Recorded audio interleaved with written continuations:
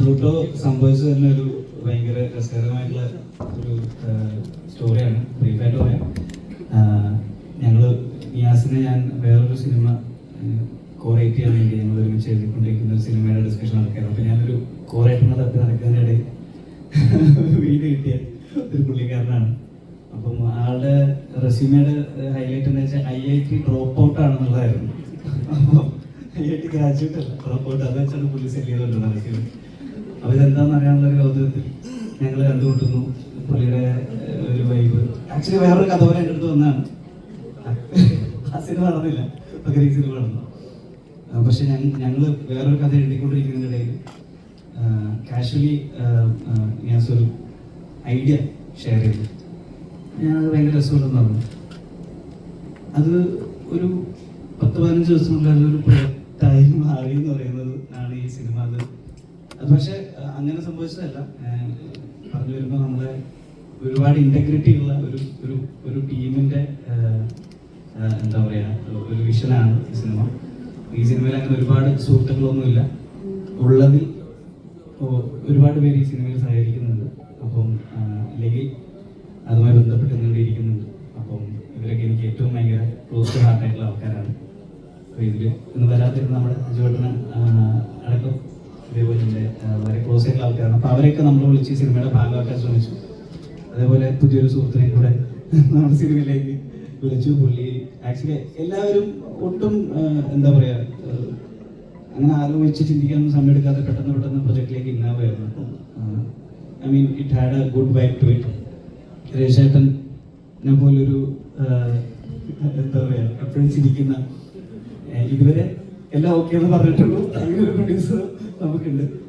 അപ്പോൾ എന്താ പറയുക രശ്മി ചേച്ചി രേഷേട്ടനും കൂടെയാണ് അത് പ്രൊഡ്യൂസ് ചെയ്യുന്നത്. പിന്നെ ഞങ്ങളുടെ ബാക്കി ക്രൂ ക്യാമറ ശ്രീരാജ് ഞാൻ വായിക്കുന്നില്ല, എല്ലാവരും ഇതിലുണ്ട്. സോ ബേസിക്കലി പ്ലൂട്ടോ എന്ന് പറയുന്നത് ഒരു നമ്മളൊരു അനൗൺസ്മെന്റ് ടീസർ അതിൻ്റെ കാര്യം പറഞ്ഞു. അതായത് ഞങ്ങൾ ഇങ്ങനൊരു പടം ഷൂട്ട് തുടങ്ങുമ്പോൾ ജൂലൈ ആവും. അപ്പോൾ അത് ഇപ്പം തന്നെ എന്തെങ്കിലും ഒരു സാധനം പൊട്ടിക്കണം, ഒരു കഥ ഒരു അനൗൺസ്മെന്റ് പോകണമെന്ന് പറഞ്ഞപ്പോൾ ഞങ്ങൾ ചേട്ടനൊക്കെ കൂടെ ഒരു ഡിന്നർ കഴിച്ചുകൊണ്ടിരിക്കുന്നു ഫസ്റ്റ് മീറ്റിംഗ്. അപ്പോൾ ചേട്ടൻ നമുക്ക് എന്താ ഒരു അനൗൺസ്മെന്റ് ടീസർ ചെയ്താലോ എന്ന് പറഞ്ഞാൽ അങ്ങനെ എല്ലാത്തിനും സപ്പോർട്ടായിട്ട് നിൽക്കുന്ന ഒരു പ്രൊഡ്യൂസർ നമ്മുടെ കൂടെ ഉണ്ട്. ബട്ട് സോറി, അതിന് തന്നെ പറയേണ്ട 3 പേരുണ്ട്. ഞങ്ങളുടെ executive producers JK, Ananthu and Kishore. ഇവർ 3 പേരുടെയും നിങ്ങൾ സ്റ്റേജിൽ കയറിയില്ലായിരുന്നു? അപ്പം ഇതിൽ അനന്തുവിനെ ഞങ്ങൾ പണ്ട് അടികപ്പേരി കൂട്ടമണി സിനിമയുടെ വിജയാഘോഷത്തിന്റെ സമയത്ത് അതിൻ്റെ മൂവി പ്രൊമോഷൻ എല്ലാം ഇൻവോൾവ് ആയിരുന്ന ഒരു കമ്പനി അവരിപ്പോഴും റൺ ചെയ്യുന്നുണ്ട്. അവർക്ക് ഇതിൻ്റെ എക്സിക്യൂട്ടീവ് പ്രൊഡ്യൂസേഴ്സാണ്. അതേപോലെ ഞാനും ഇതിനകത്ത് ഒരുപാട് ക്രിയേറ്റീവിലൊക്കെ ഇൻവോൾവ് ആണ്. അതുകൊണ്ട് ഞാനും ചെറിയൊരു ക്രിയേറ്റീവ് പ്രൊഡ്യൂസർ സ്ഥാനത്ത് ഇതിനകത്ത് നിൽക്കുന്നുണ്ട്. Because my commitment to the movie. ഇതിൻ്റെ ഒരു മ്യൂസിക്കൽ സൂപ്പർവിഷനും ഇതിൻ്റെ മ്യൂസിക് ചെയ്യുന്നത് ആർക്കേഡോയും അശ്വിൻ എന്ന് പറഞ്ഞ 2 മ്യൂസീഷ്യൻസാണ്. ഞാൻ മുന്നേ വർക്ക് ചെയ്തത് നിങ്ങൾക്കറിയായിരിക്കും, പണിപാളി എന്ന് പറഞ്ഞ ട്രാക്കൊക്കെ പ്രൊഡ്യൂസ് ചെയ്തിട്ടുള്ള ആളാണ് ആർക്കേഡോ. അപ്പം ഇതിൻ്റെ ഒരു മ്യൂസിക്കൽ സൂപ്പർവിഷനും നമ്മൾ എല്ലാത്തിലും നമ്മൾ ഒരുപാട് ഇൻവോൾവ് ആയിട്ടുള്ള ഒരു സിനിമയാണ്. ഇതിൻ്റെ കഥ പറഞ്ഞ പോലെ സാറ് പറഞ്ഞ പോലെ ഇത്രമാത്രം പറയാം.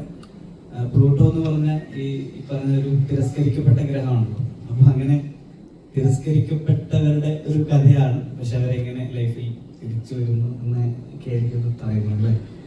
അത്ര അതിനെ കൂടുതൽ ഞാൻ അല്ല അതെ കൊടുക്കുക ഞാൻ കൊടുക്കും.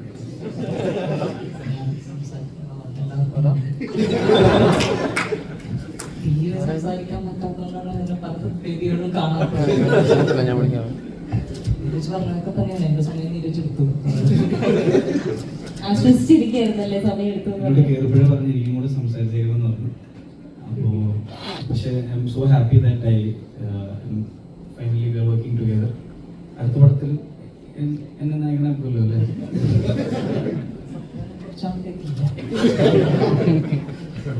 പിന്നെ എനിക്ക് വേണ്ടപ്പെട്ട ഒരുപാട് പേര് ഇവിടെ ഇരിക്കുന്നുണ്ട്. പെട്ടെന്ന് കാണുന്ന നമ്മുടെ ദിനേശ് ചേട്ടനുണ്ട്, നമ്മുടെ ജോർജ് കോര ഇരിപ്പുണ്ട്, പിന്നെ വേണുജി, നീതേജി, ഷംസു. ഞങ്ങളുടെ 1983 പ്രൊഡ്യൂസർ ആയിരുന്നു ഷംസു, എൻ്റെ one of the earliest movies. അപ്പം എൻ്റെ വൈഫും എൻ്റെ അനിയനും അവിടെ ഇരിപ്പുണ്ട്, ദീപ്തി, നവീനോടൊപ്പം. ഓക്കെ, അത്രേ ഉള്ളൂ, ഞാൻ നീട്ടുന്നില്ല. ഇതൊരു ഭയങ്കര അംബിഷ്യസ് ആയിട്ടുള്ള ഒരു തുടക്കമാണ്.